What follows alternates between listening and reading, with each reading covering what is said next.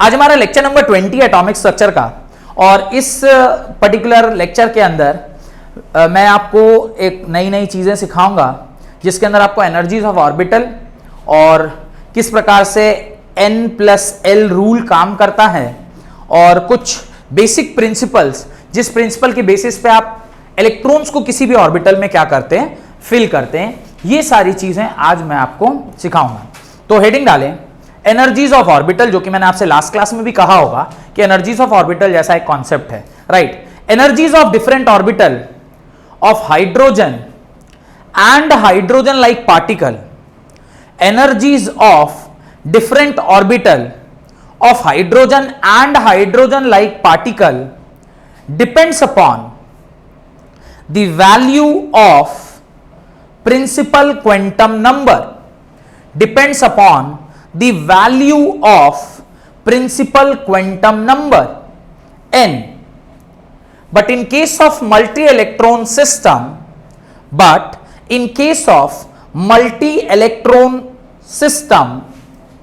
it depends both on principal quantum number and azimuthal quantum number L. For a multi-electron system, it depends upon principal quantum number and azimuthal quantum number L. तो ये जो energy है वो किसके ऊपर depend करता है? The energy depends upon principal quantum number and azimuthal quantum number. अब इसके अंदर ना दो छोटे छोटे टॉपिक्स आपको पढ़ने हैं। एक है hydrogen, one is for hydrogen and hydrogen like species. ये hydrogen and hydrogen like species के लिए। हाइड्रोजन या हाइड्रोजन लाइक स्पेसीज का क्या मतलब है? इसका मतलब है ये क्या है, एक सिंगल इलेक्ट्रॉन सिस्टम है, और सिंगल इलेक्ट्रॉन सिस्टम के अंदर n की वैल्यू क्या होगी? वो 1 से लेकर 2, 3 dot dot dot dot infinite तक जाती है। ध्यान से समझिएगा, जब हम हाइड्रोजन या हाइड्रोजन लाइक स्पेसीज के लिए बात करते हैं तो यहां पर जो ऑर्डर है वो सिर्फ और सिर्फ किसकी वैल्यू पे डिपेंड करता है? n की वैल्यू पर। That only depends upon the value of n। Whereas जब हम बात करते हैं मल्टी इलेक्ट्रॉन सिस्टम के लिए, मल्टी इलेक्ट्रॉन सिस्टम मतलब एक से ज्यादा इलेक्ट्रॉन सिस्टम के लिए, वहां पे n और l दोनों के ऊपर ये लागू होता है। अगर मैं हाइड्रोजन या हाइड्रोजन लाइक स्पेसीज के लिए बात करूं तो जो आपका एनर्जी का ऑर्डर है उसको आप लिख सकते हैं 1s is smaller than 2s is equal to 2p is smaller than 3s is equal to 3p is equal to 3d is smaller than 4s is equal to 4p is equal to 4d is equal to 4f is smaller than 5s 5p and dot dot dot dot। इस प्रकार से ये चलता चला जाता है। For किस तरह का सिस्टम? फॉर हाइड्रोजन और हाइड्रोजन लाइक सिस्टम के लिए सिर्फ n की वैल्यू पर डिपेंड करता है कि आपका जो ऑर्बिटल है, आपका जो ऑर्बिटल है उसकी वैल्यू क्या है। तो आप लिखें for hydrogen atom the increasing order of energies, the hydrogen for hydrogen atom the increasing order of energy of different orbital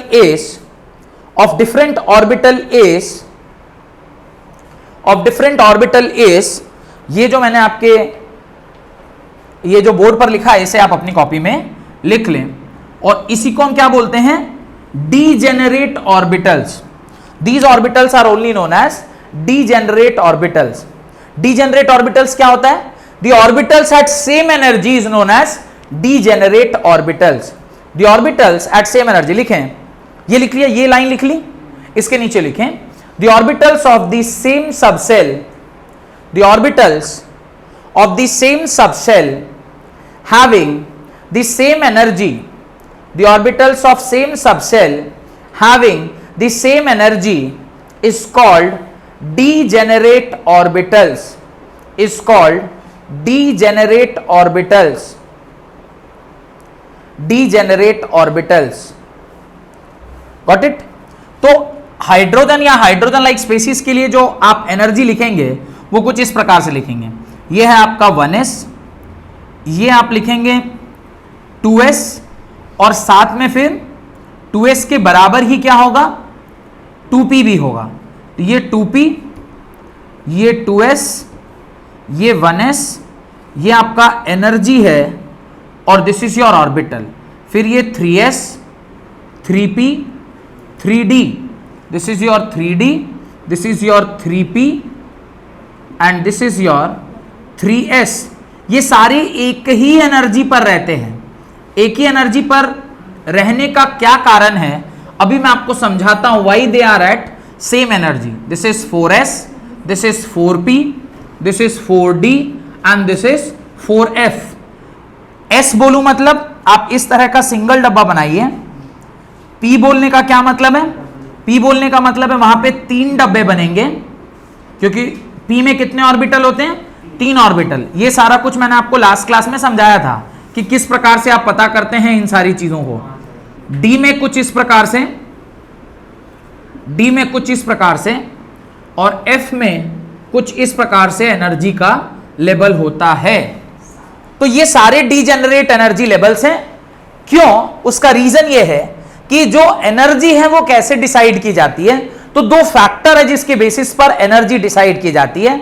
एक को बोलते हैं स्क्रीनिंग इफेक्ट और एक को बोलते हैं effective nuclear charge. Screening effect मैंने कभी इससे पहले बताया आपको। What is screening effect? बहुत इंपॉर्टेंट इफेक्ट है, ध्यान से समझिएगा तो समझ में आएगा।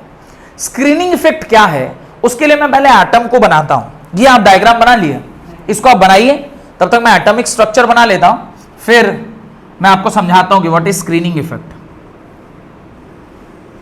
मल्टी इलेक्ट्रॉन सिस्टम में ही स्क्रीनिंग इफेक्ट देखने को मिलता है। अब स्क्रीनिंग इफेक्ट क्या है ये समझ जाइएगा तो मेरे ख्याल से आपका काम बन जाएगा, और तब आपको समझ में आएगा कि क्यों मल्टी इलेक्ट्रॉन सिस्टम में आप एनर्जीज जो हैं वो क्या होती हैं, वैरी करती जाती हैं। उसका रीजन क्या है ध्यान से समझिएगा तो समझ में आएगा। मेरे ख्याल से ये डायग्राम आपने बना लिया होगा। ये आपने बना लिया, ध्यान से देखिए। अब मैं बात कर रहा हूं इस लास्ट में जो इलेक्ट्रॉन है जिसको आउटर मोस्ट इलेक्ट्रॉन बोलते हैं, उसके ऊपर, इसके ऊपर कितने सारे फोर्सेस काम कर रहे हैं ध्यान से देखिए।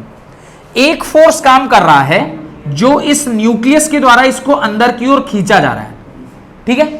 पर ये जो इसके ठीक अंदर वाले शेल में इलेक्ट्रॉन्स हैं, ये इलेक्ट्रॉन्स इसको क्या कर रहे हैं, रिपेल भी कर रहे हैं। ये इसको क्या कर रहे हैं, रिपेल कर रहे हैं। ये सारे इसको रिपेल कर रहे हैं और खींचने वाला सिर्फ एक ही फोर्स है। इस प्रकार से जितना इसको अंदर आना चाहिए था, अंदर इलेक्ट्रॉन के रहने से अब वो इतना अंदर नहीं आ पा रहे। ये जो इफेक्ट है, जो अंदर वाला इलेक्ट्रॉन आउटर मोस्ट इलेक्ट्रॉन पे जो न्यूक्लियस का होल्ड है वो उसको क्या कर दे रहा है, कमजोर कर दे रहा है। This is called as screening effect. ये उसको स्क्रीन की तरफ एक्ट कर रहा है। स्क्रीन मतलब एक दीवार की तरह है जो न्यूक्लियस इलेक्ट्रॉन को अंदर खींचने की कोशिश कर रहा है। ये सारे इलेक्ट्रॉन्स उसको क्या कर रहे हैं, बाहर की ओर धक्का लगा रहे हैं। ये एक स्क्रीन की तरह एक्ट कर रहा है। जब हम सिंगल इलेक्ट्रॉन सिस्टम की बात करते हैं, क्या वहां पर स्क्रीनिंग इफेक्ट देखने को मिलेगा? तो एक ही इलेक्ट्रॉन दूसरा उसको रिपेल कौन कर रहा होगा, तो सिर्फ एक ही काम आ रहा होगा, अट्रैक्टिव। वेयरएज जब आप मल्टीपल इलेक्ट्रॉन सिस्टम में जाते हैं तो वहां पे स्क्रीनिंग इफेक्ट जैसा कॉन्सेप्ट भी एग्जिस्टेंस में आ जाता है। बात समझ में आई? तो इस वजह से जब आप मल्टी इलेक्ट्रॉन सिस्टम का एनर्जी देखेंगे तो वहां पर थोड़ा सा दिमाग अलग तरीके से चलता है। तो हेडिंग डालिए, ये लिख लिया आपने, ये बना लिया, ये पूरा डायग्राम बना लिया, उसके नीचे हेडिंग डालिए फॉर मल्टी इलेक्ट्रॉन एटम। तो पहला आपने क्या लिखा, for hydrogen and hydrogen like species. Second लिखिए for multi electron atom. For in these atoms for different subcells the energy is different. For different subcells the energy is different. क्यों अलग अलग cell के लिए एनर्जी अलग अलग है? Because of two main reasons. One is the screening effect or shielding effect. इसको क्या बोलते हैं, shielding effect, right? The main reason for having different energies, the main reason for having the different energies of subcells, the main reason for having different energies for subcells is the mutual repulsion among the electrons, is the mutual repulsion among the electrons.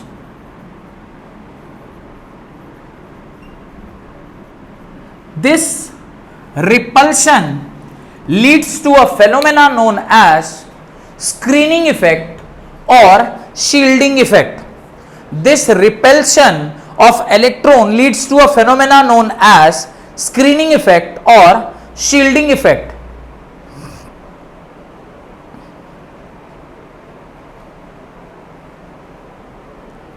Full stop. The energy of a particular electron in an orbital, paragraph change करके लिखिए, the energy of the particular electron in an orbital depends upon three major factors. Depends upon three major factors. पहला nuclear charge, दूसरा presence of electron, nuclear charge, दूसरा presence of electron in the lower energy level, presence of electron in the lower energy level, तीसरा principal energy level. तो कुल मिला के 3 factor के ऊपर ये डिपेंड करता है. पहला इफेक्टिव न्यूक्लियर चार्ज कितना है, दूसरा किस ऑर्बिटल में यानी किस शेल में वो इलेक्ट्रॉन प्रेजेंट है, और अंदर कितने इलेक्ट्रॉन प्रेजेंट है. अंदर वाले इलेक्ट्रॉन से जो फेनोमेना आ रहा है उसको क्या बोलते हैं, स्क्रीनिंग या shielding effect. Effective nuclear charge क्या होता है उसके बारे में लिखिए. Right, the effective nuclear charge का डेफिनेशन लिखें. The net positive charge experienced by the electron, the net positive charge experienced by the electron, the net positive charge experienced by the electron from the nucleus is called effective nuclear charge. Effective nuclear charge is known as effective nuclear charge. इसी को Z effective भी बोलते हैं. इसको क्या बोलते हैं, Z effective भी बोलते हैं. Effective nuclear charge is also known as Z effective. सबसे ज्यादा शील्डिंग किसकी होगी, आउटर मोस्ट इलेक्ट्रॉन पर देखने को मिलेगा. सबसे ज्यादा शील्डिंग कौन कर रहा होगा, शील्डिंग का इफेक्ट सबसे ज्यादा किस पर देखने का. अगर मान लीजिए यहां पर इलेक्ट्रॉन है, मैं इस इलेक्ट्रॉन की बात कर रहा हूं, तो ये इलेक्ट्रॉन इसके ऊपर ज्यादा शील्डिंग दिखा पाएगा. रीजन सोचिए क्यों, रीजन सोचिए क्यों. मैं आपको बता रहा हूं कि S का जो शील्डिंग है वो सबसे ज्यादा होता है, फिर P का, फिर D का और फाइनली F का. मेरा डाउट है कि सर S का शील्डिंग क्यों ज्यादा होगा. समझिए ध्यान से, अगर मेरा इलेक्ट्रॉन S ऑर्बिटल में प्रेजेंट है या सपोज P पर प्रेजेंट है, ये न्यूक्लियस से S सबसे नजदीक होता है, इससे दूर P, उसके बाद D और सबसे दूर F. अगर मेरा इलेक्ट्रॉन जितना ज्यादा नजदीक होगा उस पर रिपल्सिव फोर्स आप ज्यादा लगा पाएंगे. क्यों, फोर्स इज इक्वल टू होता है K Q1 Q2 by R square. Radius ज्यादा फोर्स कम, रेडियस कम फोर्स ज्यादा. तो अगर S का डिस्टेंस कम होता है कि F का डिस्टेंस कम होता है, S का डिस्टेंस कम. S का डिस्टेंस अगर कम है तो आपका रेडियस कम हुआ, और रेडियस अगर कम हुआ तो इफेक्टिवली आपका फोर्स क्या हो जाएगा, ज्यादा हो जाएगा. तो S का शील्डिंग इफेक्ट सबसे ज्यादा देखने को मिलता है. तो अगर आपका इलेक्ट्रॉन दूर F में सिचुएटेड है तो उसके ऊपर शील्डिंग कम आएगा, वेयरएज S इलेक्ट्रॉन की वजह से शील्डिंग सबसे ज्यादा देखने को मिलती है. डन. अब Z इफेक्टिव क्या है, ये इसको क्या कर रहा था, अट्रैक्ट कर रहा था. ये सारे इसको क्या कर रहे थे, रिपेल कर रहे थे. तो ओवरऑल एक अट्रैक्टिव पावर ये जो न्यूक्लियस का है वो कुछ रिड्यूस कर गया. भाई ये इसको अगर कोई नहीं रहता तो सिर्फ ये इसको अट्रैक्ट करता अकेला, तो आप फॉर्मूला लिखते हैं attractive force is equal to Z times E square by R का होल स्क्वायर. फोर्स निकल के आ जाता. लेकिन अभी तो ये स्क्रीनिंग इफेक्ट भी यहां काम कर रहा है. तो अब दोनों इफेक्ट को मिला के जो नेट खिंचाव है उसको आप कैसे निकालोगे, that is denoted by Z effective. इन दोनों की लड़ाई में जो जीतेगा उसकी एनर्जी ज्यादा होगी और दूसरे वाले की एनर्जी कम होगी. इसीलिए मल्टी इलेक्ट्रॉन सिस्टम में ये जो ऑर्डर है ये ऊपर नीचे होता रहता है. वेयरएज सिंगल इलेक्ट्रॉन सिस्टम में स्क्रीनिंग इफेक्ट का कोई कहानी नहीं है. अगर स्क्रीनिंग इफेक्ट का कोई कहानी नहीं है तो सिंपली एक ही इफेक्ट काम कर रहा है, that is nuclear force. Nuclear force से अट्रैक्ट हो रहा है, काम खत्म. इसी कारण से जो आपका सिंगल इलेक्ट्रॉन सिस्टम है वहां का आपने एनर्जी क्या देगा, 1s is smaller than 2s is equal to 2p। दो सबसेल थे तो ऊपर नीचे होना चाहिए था, पर दोनों की एनर्जी क्या दी, कांस्टेंट थी, because there was no screening effect और शील्डिंग इफेक्ट। तो ये डायग्राम आप बना लीजिएगा सो दैट आप समझ जाएं कि व्हाट इज शील्डिंग इफेक्ट। और ये मैं नहीं बोल रहा हूं, ये वाला मत बनाइए, ये तो समझाने के लिए कि S का सबसे ज्यादा शील्डिंग इफेक्ट होता है, फिर P का, फिर D का एंड देन F का। ये भी पॉसिबिलिटी है क्या कि इलेक्ट्रॉन जो फोर्स लगा रहा है वही ज्यादा जो न्यूक्लियर फोर्स? ऐसा कभी नहीं होगा, क्योंकि ये जो इलेक्ट्रॉन्स हैं ये इसके ऊपर बहुत छोटा चार्ज लगा, बहुत छोटा फोर्स लगा रहे हैं, बिकॉज इलेक्ट्रॉन का जो चार्ज है वो Z से मल्टीप्लाई नहीं होगा। इन दोनों के बीच में अलग फोर्स, इन दोनों के बीच में अलग फोर्स, और इस इलेक्ट्रॉन का हर इलेक्ट्रॉन से दूरी अलग अलग है, तो नेट जो है वो चेंज कर जाएगा, किसी से ज्यादा किसी से कम। पर इसके साथ तो नेट और प्लस इसमें Z से भी मल्टीप्लाई होगा, क्योंकि इसका एटॉमिक नंबर प्रोटॉन्स की संख्या Z के बराबर, तो इसमें Z से भी मल्टीप्लाई हो रहा है। तो फिर ओवरऑल जब आप कंपेयर करके देखोगे तो आपको पता चलेगा कि Z इफेक्टिव ही ऑलवेज ज्यादा रहता है। हाँ, Z इफेक्टिव को यानी न्यूक्लियर चार्ज को स्क्रीनिंग इफेक्ट रिड्यूस जरूर कर देता है, पर यह हम नहीं बोलेंगे कि इतना रिड्यूस कर दिया कि स्क्रीनिंग इफेक्ट का फोर्स बड़ा हो गया और न्यूक्लियर चार्ज कम हो गया, ऐसा नहीं हो सकता। आप उसके इंपैक्ट को मिनिमाइज कर सकते हैं। आप चल रहे हैं तो आपके चलने में अगर सामने से कोई हवा तेज आ रही है तो आपका स्पीड स्लो हो सकता है, पर यह नहीं हो सकता कि इतना तेज हवा चल गया कि आपको उड़ा के ले गया। मान लीजिए मैं आदमी है तो फिर भी आप कल्पना कर पा रहे हैं कि उड़ा ले, एवरेस्ट पहाड़ है तो अब कितना तेज हवा चलेगा तो एवरेस्ट को उड़ा के नहीं ले जाएगा। तो उस तरह का कुछ केस है कि जो आपका इफेक्टिव फोर्स जो है वो ज्यादा है, तो कितना भी आप उसके इंपैक्ट को रिड्यूस कर सकते हैं, but you can not supersede that impact. ठीक है, जब हम लोग इलेक्ट्रिक चार्ज से इलेक्ट्रॉन को बाहर निकालते हैं तो उसमें हम लोग मतलब उसका चार्ज ही इफेक्टिव एक्चुअली हम उसको इफेक्टिव चार्ज देते हैं, नहीं तो ये सारे फोर्सेस तो उस पर लग ही रहे हैं ना, तो हम तो बस उतना देंगे जिससे वो निकल जाए। तो उसमें आपको दो चार्ज दो फोर्सेस के रिजल्टेंट फोर्स देना होगा, एक तो इसका खिंचाव और एक इसका रिपल्शन। तो रिपल्शन तो आपको सपोर्ट कर रहा होगा और ये खिंचाव आपको रोक रहा होगा। तो ये जिसके ऊपर नेट आप एनर्जी दोगे वो उतना ही दोगे ना जो इफेक्टिव न्यूक्लियर चार्ज के बराबर। एकदम सही। चलिए इसको जल्दी से लिख लीजिए, उसके बाद एक नोट डाल के बात लिखिए।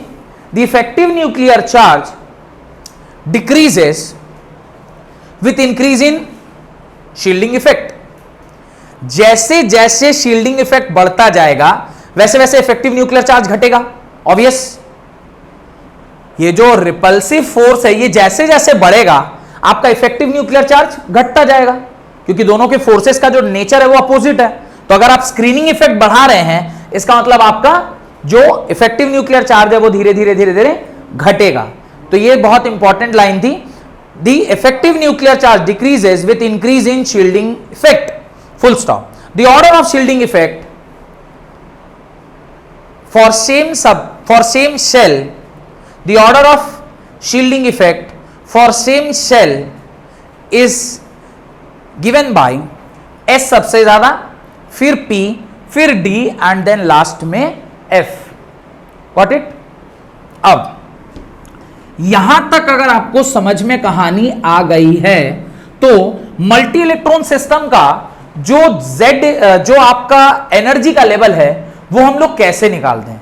तो अगर हम लोग एक्सपेरिमेंटल डेटा के बेसिस पर बात करें तो एक्सपेरिमेंटल डेटा को अगर ध्यान में रखेंगे तब तो फिर आपको पूरा एक्सपेरिमेंट करना होगा, एक्सपेरिमेंट करके निकालना होगा कि भाई उसका जो इंपैक्ट है वो क्या आ रहा है। लेकिन हम लोग मतलब डायरेक्टली कोई साइंटिस्ट अगर हमें कोई रूल बता दे, वो रूल अगर हम सीख जाए तो डायरेक्टली आपका काम चल जाएगा।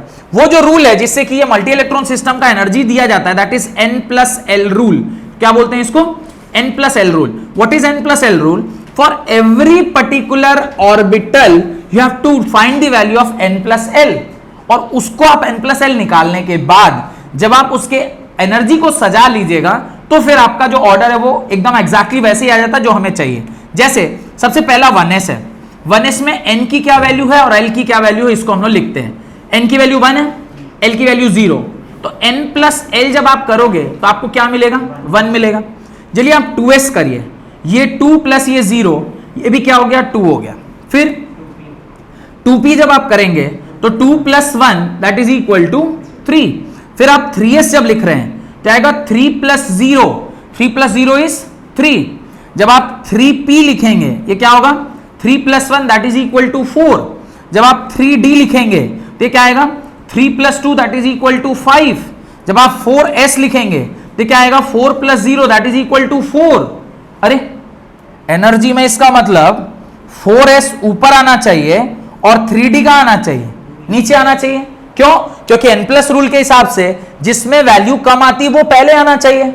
इसी रूल को ध्यान में रखते हुए हमने जो एनर्जी का डायग्राम बनाया वो कुछ इस प्रकार से बनाया। सबसे पहले 1s, फिर 2s, फिर 2p, फिर 3s, फिर 3p, फिर 4s, तब 3d। यह अब आपको समझ में आ रहा होगा क्यों ऐसा हुआ।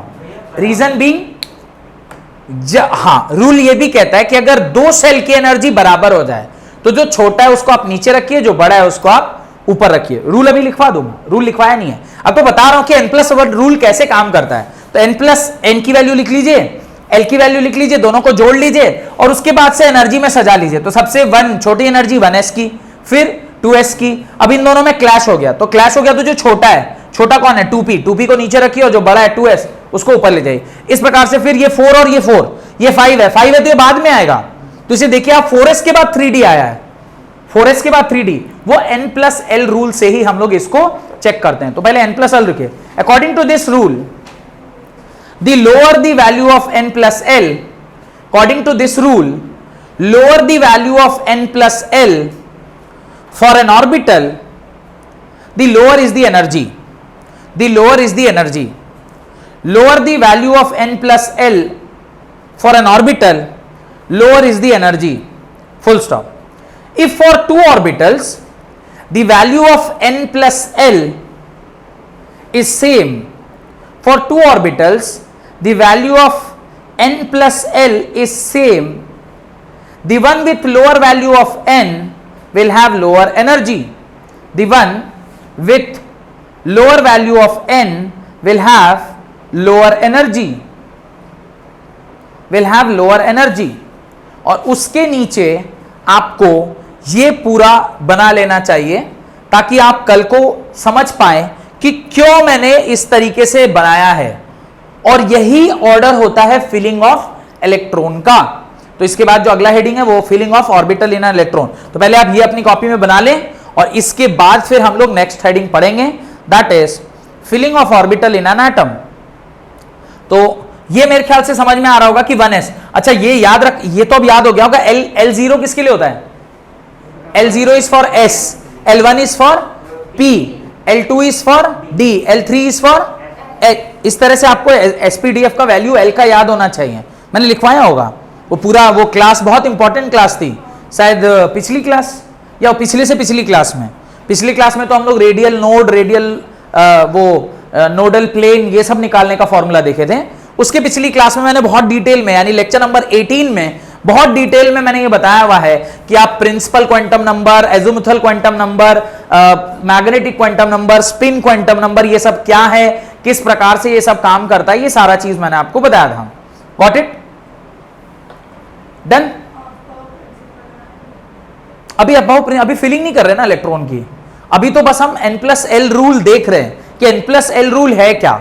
अबव प्रिंसिपल n+l रूल पर आधारित है, तो अभी हम लोग करेंगे, अभी फिलिंग नहीं कर रहे। अभी तो पहले एनर्जी सीख रहे हैं कि एनर्जी ऑफ एन ऑर्बिटल किसका कम किसका ज्यादा। तो उसके अंदर दो कॉन्सेप्ट आया, एक जब हाइड्रोजन और हाइड्रोजन लाइक एलिमेंट क्या होंगे, सेम होंगे, और एक जब मल्टी इलेक्ट्रॉन सिस्टम होगा। तो जब हाइड्रोजन या हाइड्रोजन लाइक स्पेसीज होगा उसमें 1s 2s is equal to 2p, 3s is equal to 3p is equal to 3d, 4s is equal to 4p is equal to 4d is equal to 4f। इससे पहले वाला energy diagram. लेकिन जब आप multi electron system की बात करते हैं तो वहां पे दो फोर्सेस काम करते हैं, एक्चुअली तीन। n की वैल्यू की प्रिंसिपल क्वांटम नंबर क्या है, z इफेक्टिव कितना है, और आपका स्क्रीन इफेक्ट कितना है। इसके बेसिस पर जो सबसेल की एनर्जी है वो वैरी करती है।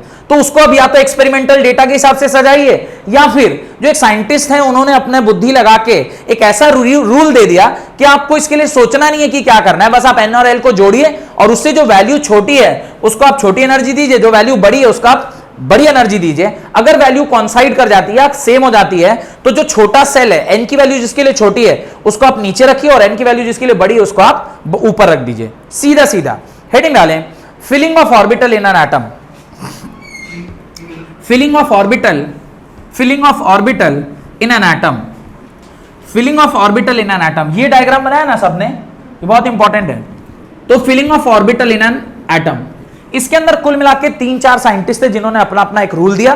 पहले साइंटिस्ट जिन्होंने ये रूल दिया उसका नाम था अफबाउ, AUFBAU, पहला है Aufbau, AUFBAU, Aufbau principal. Aufbau principal ने क्या बोला, वो एक जर्मन साइंटिस्ट थे। ही लिखिए, Aufbau was a general German scientist, Aufbau was a German scientist. In German, Aufbau means building up. In German, Aufbau means building up. तो ये क्या है, हम लोग क्या कर रहे हैं, इलेक्ट्रॉनिक सिस्टम को बिल्ड करने का काम कर रहे हैं, full stop. According to this principle, in the ground state of the atom, according to this principle, in the ground state of an atom, in the ground state of an atom, the orbitals are filled, the orbitals are filled according to, the orbitals are filled according to increasing order of their energies, according to increasing order of their energies. That is, electron first occupy the lowest energy orbital, electron first occupy the lowest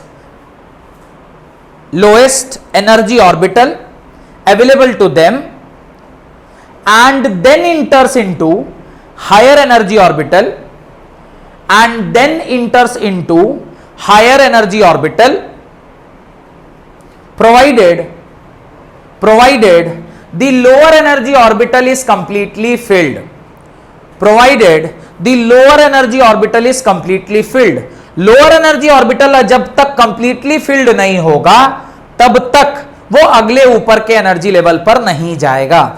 अब N+L rule को उन्होंने और simplified करके कैसे लिखा, देखिए आप लोग भी ऐसे ही लिखिएगा, 1s 2s 2p 3s 3p 3d 4s 4p 4d 4f 5s 5p 5d 5f 5g 6s 6p 6d 6f 6g 6h and so on. इस प्रकार से उन्होंने डाल दिया। आपको N+L रूल से निकालिएगा, उससे भी वही रिजल्ट आता है, जो ये जो टेक्निक है उससे भी यही रिजल्ट आएगा। क्या करना है उसके बाद, आपको सबको इस प्रकार से आप एक डायगोनली क्या कर दीजिए, इस तरह का लाइन बना लीजिए। आपने इस तरह से क्या करना होगा, लाइन बनाना होगा, और इस तरह से लाइन आप ड्रॉ कर लीजिए। इस तरह से सारे में आप लाइन ड्रॉ कर लीजिए। लाइन ड्रॉ करने के बाद अगला जो आपका स्टेप है वो आपको क्या करना है, जिस प्रकार से मैं जोड़ रहा हूं आपको इसी प्रकार से इन सारे लाइंस को क्या कर देना है, जोड़ देना है। इस प्रकार से इन सारे लाइंस को क्या कर दीजिए, जोड़ दीजिए। इस प्रकार से इन सारे लाइंस को जोड़ दें। जब आप इस प्रकार से इन सारे लाइंस को जोड़ेंगे तो आप देखेंगे कि एग्जैक्टली वही ऑर्डर आ रहा है जो ऑर्डर N+L रूल से किसने दिया है, N+L रूल से जो ऑर्डर आता है वही एग्जैक्टली अफबाउ के भी इस पर्टिकुलर कॉन्सेप्ट से आ रहा है। इन सबको इस प्रकार से आप जोड़ दीजिए। इतना दूर तक तो अपने को जाना भी नहीं है।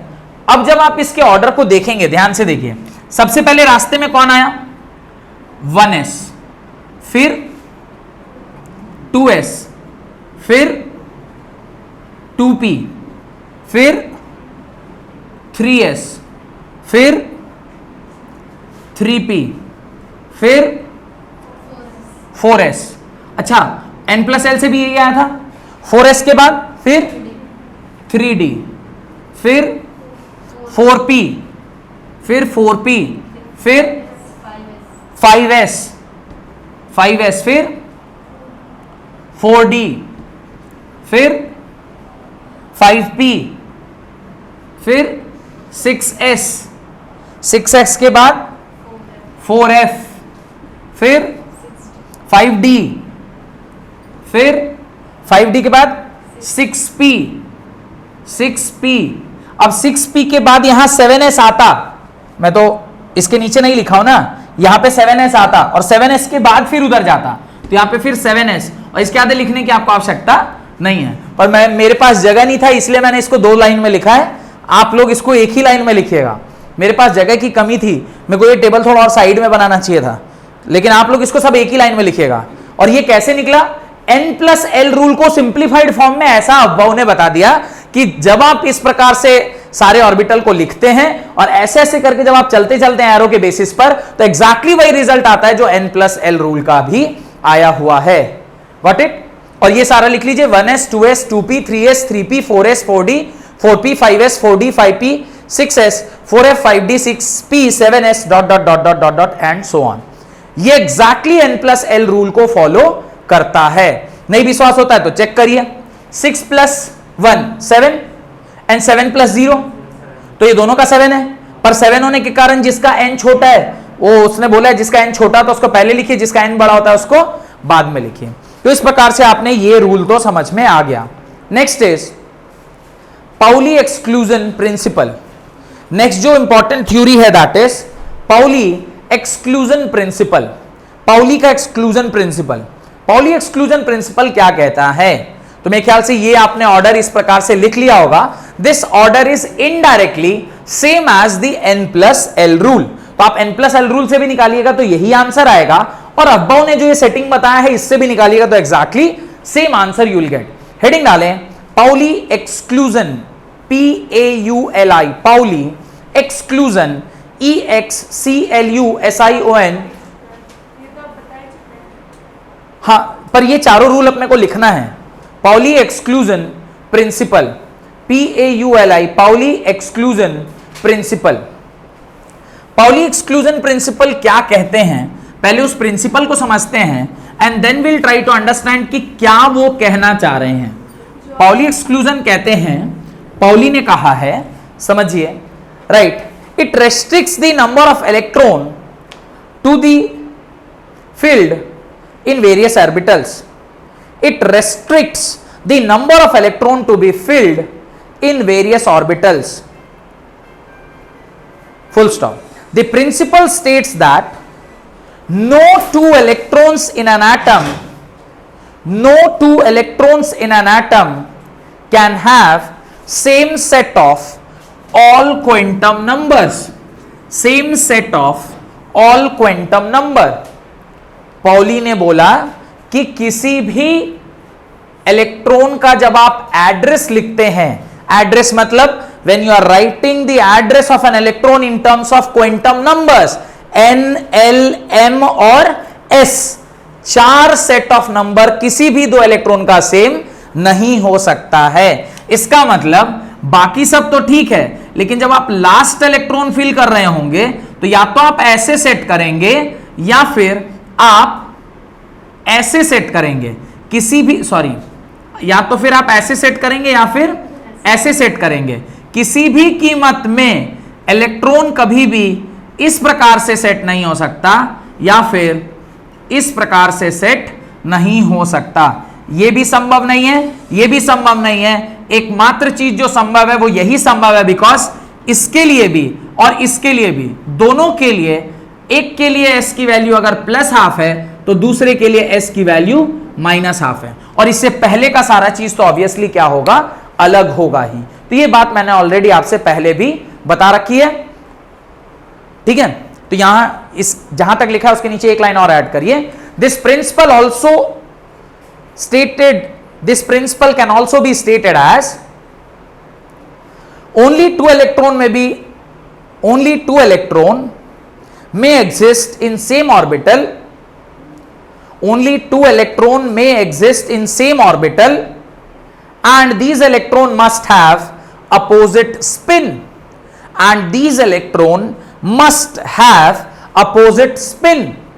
तो किसी भी एक ऑर्बिटल के अंदर मैक्सिमम कितने इलेक्ट्रॉन आ सकते हैं? 2 ही इलेक्ट्रॉन आ सकते हैं, और वो जो इलेक्ट्रॉन्स होंगे उनके स्पिन हमेशा क्या होने चाहिए? अपोजिट होने चाहिए। Got it? एक को अगर आप प्लस हाफ देते हैं तो दूसरे को आपको क्या देना होगा? माइनस हाफ देना होगा। हेडिंग डालें Hund's rule of maximum multiplicity. ये दोनों फोटो बना लीजिएगा। Hund's rule of maximum multiplicity, third rule है Hund's rule of maximum multiplicity. हाँ, एक्चुअली +1 -1, अगर एक ऑर्बिट की हम बात करें तो नेट स्पिन अगर हम 1 मान रहे हैं, maximum value off spin is 1 only, तो अगर एक टोटल स्पिन 1 मान रहे हैं तो एक को आप क्या मान रहे हो? पॉजिटिव, एक को आप क्या मान रहे हो? नेगेटिव। क्योंकि एक ऑर्बिटल के अंदर 2 इलेक्ट्रॉन सिस्टम है, जैसे अभी ट्विन स्टार सिस्टम बताया, तो वो जो 2 इलेक्ट्रॉन सिस्टम है उसका स्पिन, एक को आप पॉजिटिव में क्लॉकवाइज मान रहे हो तो दूसरे को एंटी क्लॉकवाइज नेगेटिव में मान रहे हैं, तो उसको उसने वैल्यू बोला कि एक को प्लस हाफ दीजिए, एक को माइनस हाफ, सो दैट कि नेट इंपैक्ट जोड़ के आप क्या कर दें? उसको 0 कर दें, और मैक्सिमम वैल्यू ऑफ स्पिन क्या हो सकती है? 1 हो सकती है। इसलिए हेडिंग डालें Hund's rule of maximum multiplicity. Hund's rule of maximum multiplicity ये रहता है, according to this rule pairing of electron in the orbital, according to this rule pairing of electron in an orbital, pairing of electron in an orbital belonging to the same subcell, belonging to the same subcell does not take place until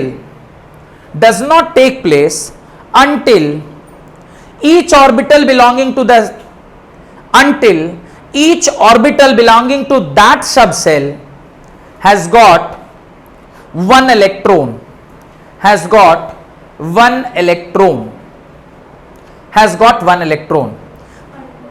until each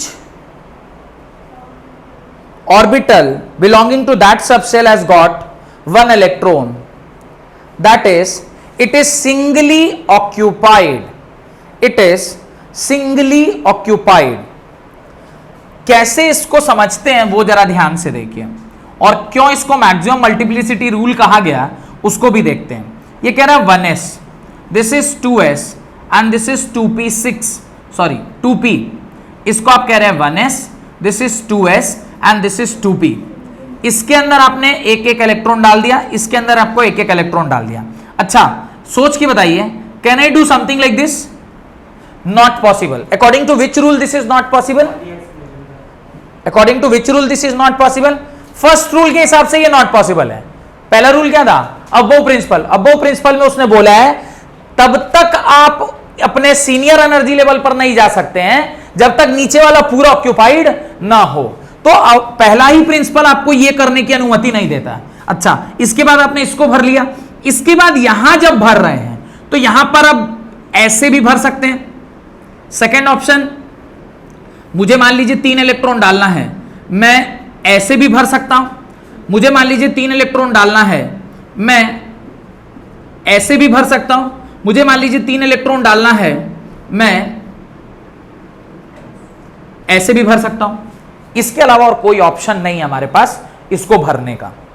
अगर मैं ऐसा भरता हूं तो ये आपका जो ये लास्ट नियम है, that is Hund's rule of maximum multiplicity, इसको ही ये इनवैलिडेट करता है। या इवन आपका जो पाउली एक्सक्लूजन प्रिंसिपल है वो भी कहता है कि जब तक सिंगली ऑक्यूपाइड नहीं होगा सारा orbital of same energy level, आप उसको डबलिंग नहीं कर सकते।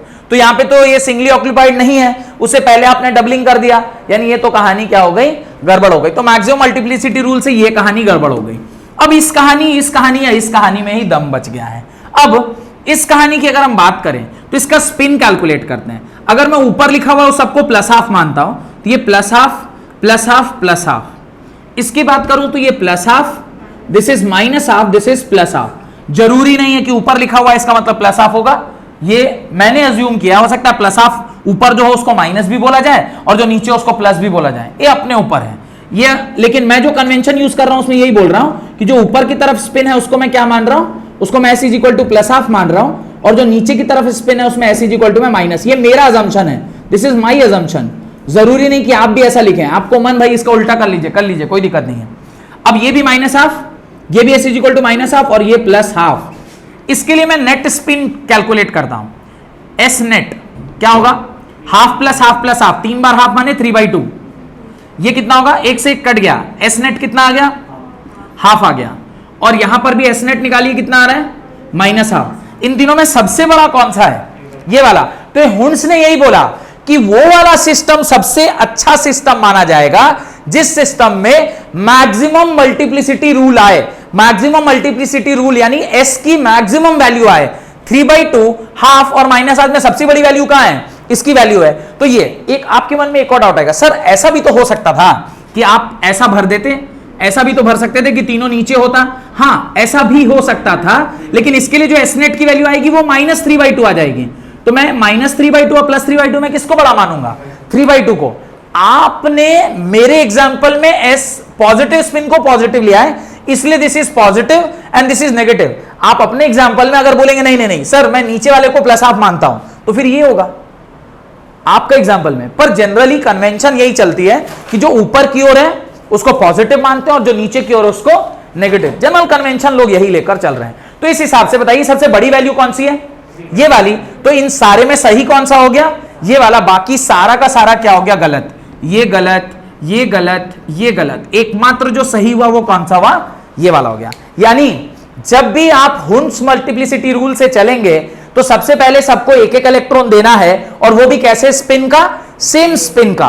उसके बाद जब आप उसके बाद चौथा इलेक्ट्रॉन देंगे वो फिर आप कैसे देंगे, तो आप फिर अब सेम स्पिन का नहीं दे सकते, क्योंकि अब वो किसको वायलेट करेगा, अब वो वायलेट करेगा पॉली एक्सक्लूजन को। वो कहता नहीं एक डब्बे के अंदर 2 इलेक्ट्रॉन सेम स्पिन के नहीं रह सकते। तो आपको ऑब्जेक्टिव में इस तरह का सवाल पूछा जा सकता है कि इस तरीके से अगर भरा हुआ है तो ये कौन से रूल को वायलेट कर रहा है। तो आपको ये पता चलना चाहिए कि कौन से रूल को वायलेट कर रहा है।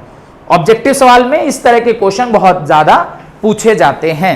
तो इस तरह से आप ये अपनी कॉपी में आप एक ही बार में मत बनाइएगा, 1 2 3 4 5, you have to make 5 diagrams. For every diagram you have to calculate the value of s and then you have to make it wrong. आपको इतना थोड़ा करना होगा, गॉट इट। जल्दी जल्दी करिए, आपको थोड़ा मेहनत करना होगा। मेरे पास तो ऑप्शन है ना, ये ऐसा भी तो हो सकता है, मतलब सेम स्पिन हम लोग बोल रहे हैं लेकिन इलेक्ट्रॉन में सेम स्पिन जा रहा है नहीं जा रहा। ये सब तो थ्योरेटिकल मॉडल है ना। पर थ्योरेटिकल मॉडल को जब प्रैक्टिकली चेक किया जा रहा है तो पता लग रहा है कि वो सेम ही रिजल्ट दे रहा है जो रिजल्ट मिलना चाहिए था। Then only we are reading this, और एल्स हम इसे तो डिस्कार्ड कर देते। ये फिर जल्दी हेडिंग डालिए, electronic configuration, electronic configuration of atom. Heading डालिए, electronic configuration of atom. Right, ये डायग्राम बना लिए ना सब लोग? अच्छा जल्दी जल्दी बनाइए, जल्दी जल्दी बनाइए। Electronic configuration of atom, electronic configuration of atom, electronic configuration of atom. अगले 5 मिनट में हमारी क्लास खत्म हो जाएगी अगर जल्दी जल्दी आप ये डायग्राम बना लेते हैं और जल्दी से हम लोग इलेक्ट्रॉन को भरने का पद्धति सीख लेते हैं। चैप्टर समाप्त हो जाएगा। तो मैंने कहा भी था शायद अगले क्लास में आपके चैप्टर को समाप्त कर दूंगा, और समाप्त होने वाला है अगले 5 से 7 मिनट के अंदर। तो ये बना लिया, एटलीस्ट एक आइडिया आपको लग गया है। अब अपने हिसाब से इसको थोड़ा बहुत प्लस माइनस कर लीजिएगा, ठीक है। मिटा रहा हूं, हाँ। और आंसर क्या रखना है, जिसमें तीनों ऊपर की ओर है उसमें सबसे ज्यादा होगा, बिकॉज उसमें एस नेट की वैल्यू 3/2 आई, इसमें एस नेट की वैल्यू -3/2। एक में 2 ऊपर कर लीजिएगा, एक में 2 नीचे कर लीजिएगा, और इस हिसाब से एस नेट की वैल्यू आप चेंज कर सकते हैं। हेडिंग डालिए, electronic configuration of atoms, electronic configuration of atoms. देखिए अब एनर्जी लेवल को जरा ध्यान से देखिए, आपने लिखा हुआ है 1s 2p, sorry 1s 2s 2p 3s 3p 4s 3d 5s, और बोलिए 5s नहीं नहीं 3D के बाद 3D के बाद 4p 5s बस बस बस इतना ही तक चाहिए। अब इसके बाद ऐसा दिया। अब मुझे बताइए जब मैं इलेक्ट्रॉन की फिलिंग करूंगा तो हाइड्रोजन के लिए कितने इलेक्ट्रॉन? एक। तो पहला इलेक्ट्रॉन किस में जाएगा? तो उसका कॉन्फ़िगरेशन क्या होगा? 1s1। अच्छा जब मैं हीलियम की बात करूंगा तो कितने इलेक्ट्रॉन? तो 1s2। जब तीसरा कौन है? लिथियम, उसका कॉन्फ़िगरेशन 1s2 2s1। ऐसे आप भरते चल रहे हैं। भरते चलने के लिए मैक्सिमम जो इलेक्ट्रॉन इसमें भरा जा सकता है वो होता है 1s2 2s2 2p6 3s2 3p6 4s2 3d10 4p6 5s2 4d10। कहां तक पहुंच गए देखिए? 10 20 30 40 48। अच्छा इसको बढ़ाते हुए आपको कहां तक ले जाना चाहिए? 118 119 तक। उतना दूर जाने की आवश्यकता पड़ती नहीं है। तो इलेक्ट्रॉन्स कैसे भरे जाते हैं? इलेक्ट्रॉन भरे जाते हैं एसपीडीएफ में इस प्रकार से। तो ये आप इलेक्ट्रॉनिक कॉन्फ़िगरेशन के नीचे लिखें, the distribution of electron into orbitals, the distribution of electron into orbitals, the distribution of electrons into orbitals of an atom is called electronic configuration, is called electronic configuration। उसी को आप क्या कहते हो? Electronic configuration कहते हैं। where the electrons are filled in this particular order, where the electrons are filled in this particular order। और इसी को जब आप एनर्जी डायग्राम के टर्म्स में देखते हैं तो आप कैसे लिखेंगे? देखिए सबसे पहले आएगा 1s, फिर आएगा 2s, फिर आएगा 2p6, फिर आएगा 3s, फिर आएगा 3p6, फिर आएगा 4s, फिर आएगा 3d10, फिर आएगा 4p6 एंड सो ऑन। ये आपका 4p, this is your 3d, this is your 4s, this is your 3p, this is 3s, this is 2p, this is 2s and this is 1s। ये 1 2 3 4 1 2 1 2 1 2 इस प्रकार से orbital diagram में आप energy को भरेंगे। अब जरा मुझे बताइए हाइड्रोजन का कॉन्फ़िगरेशन क्या लिखेंगे? ये लिखेंगे। अच्छा हीलियम आएगा तो क्या लिखेंगे? लिथियम आएगा तो लिथियम के बाद बेरिलियम, बेरियम की बेरिलियम, बेरिलियम, ये फिर बोरोन, ये फिर अच्छा कार्बन में कितने आ गए? कार्बन में कितने आए? दिस। अभी यहां पे थोड़ा सा एक टेक्निकल चीज है, समझ लेते हैं। कार्बन में है, कार्बन में बॉन्ड कितने बनते हैं? Covalent 4 bond. अनपेयर्ड इलेक्ट्रॉन कितना है? 2। भारी मुसीबत है भाई, अनपेयर्ड इलेक्ट्रॉन 2 हैं तो 2 ही बॉन्ड बनेगा, 4 अनपेयर्ड इलेक्ट्रॉन होने चाहिए। तो एक कॉन्सेप्ट मैं दिखाता हूं आपको। 2s and 2p are of comparable energy. Comparable energy, comparable energy में ये जो इलेक्ट्रॉन होता है वो एक्साइट करके ऊपर जा सकता है, और ये अगर एक्साइट करके ऊपर गया तो इस प्रकार से इस तरह का सिस्टम बन जाएगा, जहां पर यहां से इलेक्ट्रॉन अगर एक्साइट करके ऊपर चला गया तो कितना हुआ? 4। और अगर 4 हो गए तो फिर ये 4 बॉन्ड बना लेगा। तो याद रखिएगा कंपेरेबल एनर्जी मतलब सिर्फ एक ऊपर तक, 2 ऊपर छलांग नहीं लगा सकता, एक ऊपर तक छलांग लगाया जा सकता है। कहीं जहां कहीं भी हमें बॉन्ड ज्यादा बन रहा है लेकिन अनपेयर्ड इलेक्ट्रॉन कम है तो नीचे से एक को आप जंप करा के ये कार्यक्रम कर सकते हैं। ज्यादा अच्छे समझ में आएगा जब मैं आपको हाइब्रिडाइजेशन समझाऊंगा, क्योंकि केमिकल बॉन्डिंग में पढ़ाऊंगा आपको। मतलब भैया जो भी कोवेलेंट बॉन्ड फॉर्म करता है सब में ऐसे ही होता होगा? जरूरी नहीं है। जहां पर मैंने क्या कहा, जहां कहीं भी बॉन्ड ज्यादा बन रहे हैं लेकिन अनपेयर्ड इलेक्ट्रॉन कम है, वहां पे एक्साइट करके एक इलेक्ट्रॉन को ऊपर ले जाया जा सकता है in order to form bond, because bond बन के वो क्या हो जाएगा? स्टेबल। तो स्टेबल होगा तो वो खुश है, और खुश होने के लिए तो आदमी कुछ भी कर सकता है। आदमी करोड़ों खर्चा कर देता है, दुबई के बुर्ज खलीफा पर जाके आदमी फोटो खिंचा लेता है। तो ये तो बॉन्डे है बेचारा। अब जब मैं बात कर रहा हूं कार्बन के बाद नाइट्रोजन की, तो नाइट्रोजन का यही होगा। नाइट्रोजन का ये मतलब 3 अनपेयर्ड इलेक्ट्रॉन, 3 बॉन्ड बन रहे हैं। अच्छा नाइट्रोजन के बाद ऑक्सीजन, ऑक्सीजन के बाद फ्लोरीन, आउटरमोस्ट में 1 इलेक्ट्रॉन, फ्लोरीन के बाद हीलियम, नियोन, तो अब समझ में आ रहा है किस तरह से आप एनर्जी डायग्राम में इलेक्ट्रॉन्स को फिल करते हैं। Got it? सारा फिर हो गया मतलब स्टेबल हो गया। स्टेबल हो गया। तो यही हमारा टारगेट होना चाहिए कि वो सारा फुल हो। और ज्यादा डिटेल में हम इसके बारे में पढ़ेंगे जब मैं आपको केमिकल बॉन्डिंग अगला चैप्टर जो मैं स्टार्ट करने वाला हूं उसमें पढ़ेंगे। उसके नीचे ये फोटो बनाई है, तो यही वाला बना लीजिए। सपोज करिए मैंने किसके लिए बनाया है, ये मैंने बनाया है नियोन के लिए, तो ये नियोन के लिए है। तो नियोन के लिए आप यही वाला डायग्राम अपनी कॉपी में बना लें, किस प्रकार से आप उसको डालते हैं। लास्ट एक और हेडिंग है जो आज की चैप्टर को खत्म करने में मदद करेगा, that is stability of completely filled and half filled subshell. Stability of completely filled and half filled subshell. Completely filled और हाफ फिल्ड सबसेल की स्टेबिलिटी के बारे में हम थोड़ा सा आपको ज्ञान देते हैं। Got it? इसको मिटा दिया जाए। नियोन का ये ऑर्डर कैसे लिखा, ये ऑर्डर लिखा on the basis of above principle, और अबव प्रिंसिपल ने ये कैसे निकाला, on the basis of n+l rule. इसको मिटा रहा हूं मैं पूरा, ठीक है। चलिए अब देखिए, ये n+l रूल भी अबाव ही दिया था। नहीं अबाउ नहीं दिया था। n+l रूल वो जनरल रूल जो कि अबाउ ने उसको एक्सेप्ट किया। सपोज करिए किसी साइंटिस्ट का नाम दिया गया नहीं है, तो लोग मान रहे हैं कि अबाउ ने इसी प्रिंसिपल को ध्यान में रखते हुए ये बनाया है, तो n+l रूल अबाउ को क्रेडिट दे सकते हैं। वैसे कोई विशेष साइंटिस्ट का नाम वहां पर दिया हुआ नहीं है कि नहीं n+l रूल ने फलाने साइंटिस्ट ने दिया, ऐसा कोई विशेष नाम वहां पर नहीं दिया हुआ है। अब जरा ध्यान से देखिएगा, दो कॉन्फ़िगरेशन मैं आपको दिखाता हूं, एक है क्रोमियम 24 और एक है कॉपर 29। इन दोनों का कॉन्फ़िगरेशन अपवादिक कॉन्फ़िगरेशन है। अपवादिक कॉन्फ़िगरेशन मतलब एक्सेप्शनल कॉन्फ़िगरेशन। एक्सेप्शनल कॉन्फ़िगरेशन क्यों है? क्योंकि जो हेडिंग आपने डाला है उसी की वजह से। क्या हेडिंग डाला है आपने? हेडिंग डाला है stability of completely filled and half filled subshell.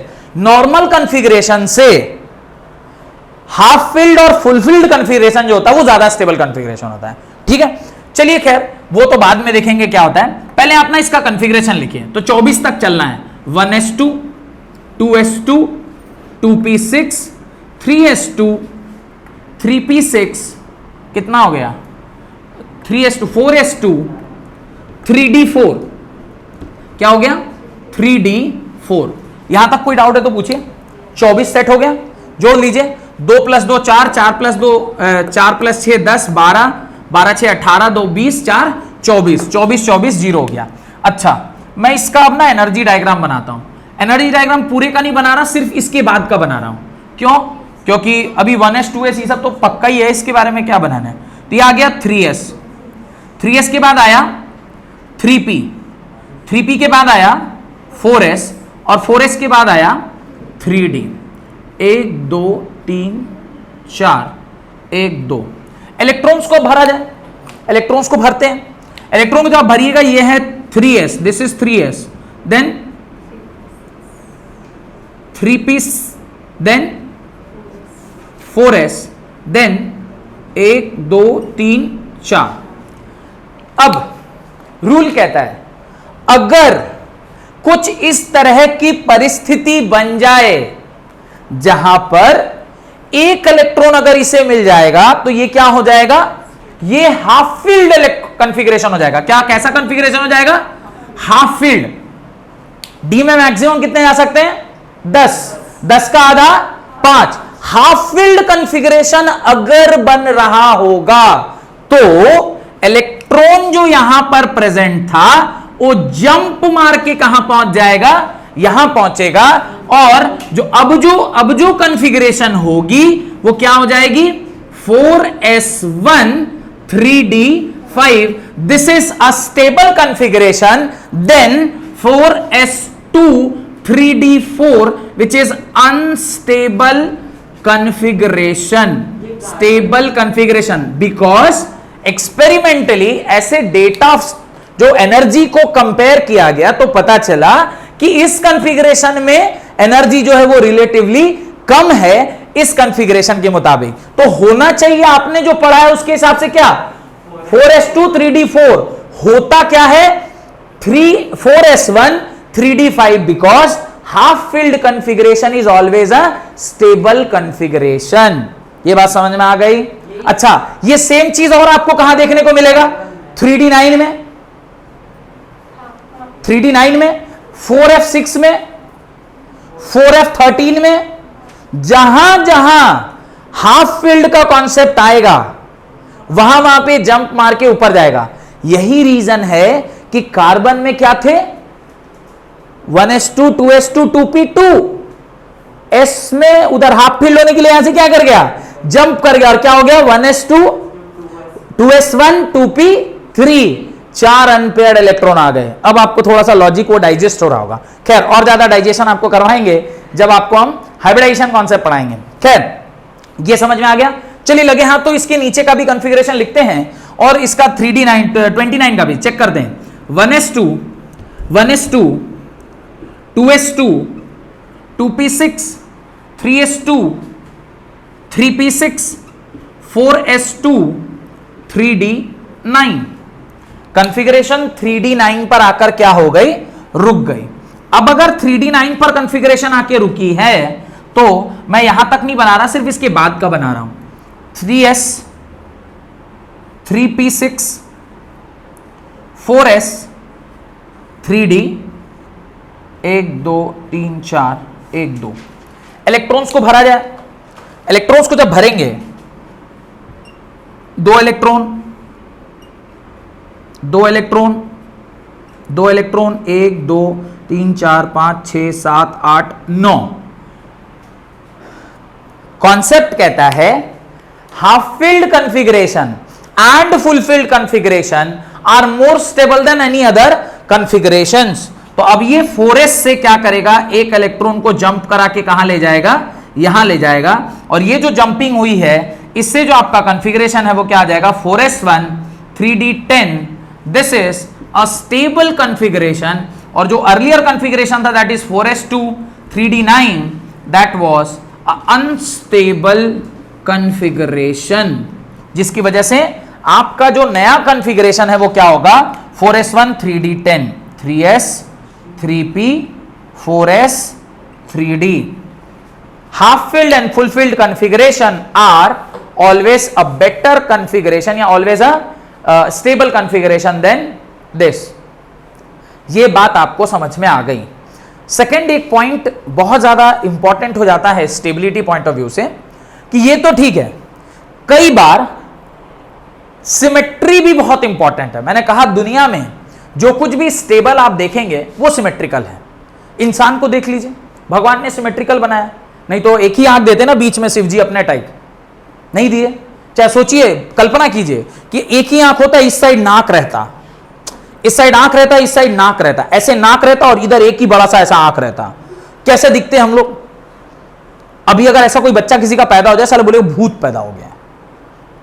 कभी ऐसा हो जाता है ना, आपने देखा होगा, कुछ भगवान की मर्जी के बगैर कभी कुछ कुछ बच्चा पैदा हो जा रहा है तो उसमें देखिएगा कुछ आड़ा टेढ़ा सब हो जा रहा है। साले एक ही आदमी में 2 शरीर है, तो कभी देखिएगा वो मुंह उसका आड़ा, कभी 6 उंगली हो जा रहा है, सब ये सब डिफॉर्मिटीज देखने को मिलता है। बाई चांस सोचिए भगवान ने ऐसे कुछ, symmetrical was not the stability criteria, तो क्या होता? अभी इधर नाक देते, इधर एक ठो आंख देते, कान सर पर दे देते, पूरा अजीबोगरीब होता। आप कल्पना भी कर रहे हैं तो आपको साला कोई साइंस फिक्शन का भूत नजर आ रहा होगा, जो साइंस फिक्शन में भूत सब बनाते हैं वो लोग, ऐसे बड़ा सा आंख बीच में डाल देंगे।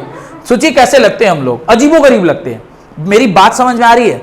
सिमेट्री दुनिया में कोई भी चीज, घर हम लोग बनाते, देखिएगा ज्यादा अच्छा घर वही लगता है जो सिमेट्रिकल है। आप कोई भी चीज दुनिया की देखिए ना, जो सुंदर है वो सिमेट्रिकल है। ताजमहल सुंदर है वो सिमेट्रिकल है, बीच से पूरा आधा आधा। जो भी चीज दुनिया में सुंदर है वो सिमेट्रिकल है। किसी का मान लीजिए एक आंख टेढ़ा मेढ़ा है और एक आंख पूरा परफेक्ट है, सुंदर बोलेंगे? उसको थोड़ा अलग कुछ बोल देते नहीं क्या, डैमेज पीस है, ऐसे कुछ बोल देंगे। एग्जैक्टली और भी कुछ बोला जा सकता है, पर ऑन रिकॉर्ड बोलना नहीं चाह रहा हूं मैं। पर आप समझिए कि जो भी चीज दुनिया में सुंदर है, जो भी चीज दुनिया में सुंदर है वो सिमेट्रिकल है, वो सिमेट्रिकल है। तो सिमेट्रिकल अगर आपका कॉन्फ़िगरेशन है तो वो भी स्टेबिलिटी का क्राइटेरिया। अगर मैं पहले वाले केस में देखूं, क्या ये सिमेट्री है? आप बीच से ऐसा डंडा डालिएगा, डंडा नहीं, बीच से ऐसा एक लाइन डालेंगे तो इस तरफ 2 इलेक्ट्रॉन और इधर 1 इलेक्ट्रॉन, इज इट सिमेट्रिकल? नहीं। लेकिन अगर आप ऐसा लिख रहे हैं देन इट बिकम सिमेट्रिकल। तो दुनिया में जो चीज सिमेट्रिकली डिस्ट्रीब्यूटेड है वो सुंदर है। तो नेचर से हमसे नेचर, तो एटम्स भी नेचर का ही पार्ट है। तो एटम्स के अंदर भी जो इलेक्ट्रॉनिक डिस्ट्रीब्यूशन होता है, अगर आपके पास दो ऑप्शन है, दोनों ही सही है, पर एक में सिमेट्री और एक में सिमेट्री नहीं है, तो symmetrical distribution always will be your correct answer. तो ये भी एक छोटा सा पॉइंट, ये दोनों लिख लिया। अपवादिक कॉन्फ़िगरेशन या एक्सेप्शनल कॉन्फ़िगरेशन, इसके नीचे एक पॉइंट लिखिए, symmetrical distribution of electron, symmetrical distribution of electron is always preferred over unsymmetrical distribution, and half-filled and fulfilled configuration are the example for this. Half-filled and fulfilled configuration are the examples for this. एक last सवाल मैं आपसे पूछूंगा और आज की class को समाप्त करेंगे। मुझे बताइए कि अगर मुझे आउटर मोस्ट इलेक्ट्रॉन किसी कॉन्फ़िगरेशन से निकालना है, सपोज करिए कार्बन, या मैं कहता हूं सपोज करिए नाइट्रोजन, नाइट्रोजन का कॉन्फ़िगरेशन लिखिए 1s2 2s2 2p 7 होता है ना इसका, तो 2p3, ये होगा नाइट्रोजन का कॉन्फ़िगरेशन। अब अगर मुझे आउटर मोस्ट सेल से एक इलेक्ट्रॉन निकालना है, सपोज मैं कह रहा हूं ये नाइट्रोजन प्लस है, नाइट्रोजन प्लस मतलब आपने से एक इलेक्ट्रॉन निकाल लिया, एक इलेक्ट्रॉन यहां से निकालेंगे, यहां से निकालेंगे, यहां से, जो सबसे लास्ट शेल होगा वहीं से हम एक इलेक्ट्रॉन निकालते हैं। तो कॉन्फ़िगरेशन जब इसका लिखेंगे तो क्या लिखेंगे, 1s2 2s2 2p2, n-1 लिखेंगे तो क्या होगा, 1s2 2s2 2p4। तो अगर चार्ज्ड पार्टिकल है, चार्ज्ड एटम है, तो उसका कॉन्फ़िगरेशन भी आपको लिखना पता होना चाहिए। हाँ, लेकिन अगर पूरा फील्ड है 2p6 तक पूरा फील्ड है, तो अगला लेना पड़ेगा, तो फिर 3s1 ऊपर जाएगा, हाँ ऊपर जाएगा। तो इस प्रकार से आपको चार्ज्ड इलेक्ट्रॉनिक कॉन्फ़िगरेशन भी समझ में आ गया। यहां तक कोई डाउट? आपका ये चैप्टर यहां समाप्त होता है। अगले क्लास से हम लोग केमिकल बॉन्डिंग चैप्टर स्टार्ट करेंगे। बहुत बहुत धन्यवाद आज की क्लास अटेंड करने के लिए।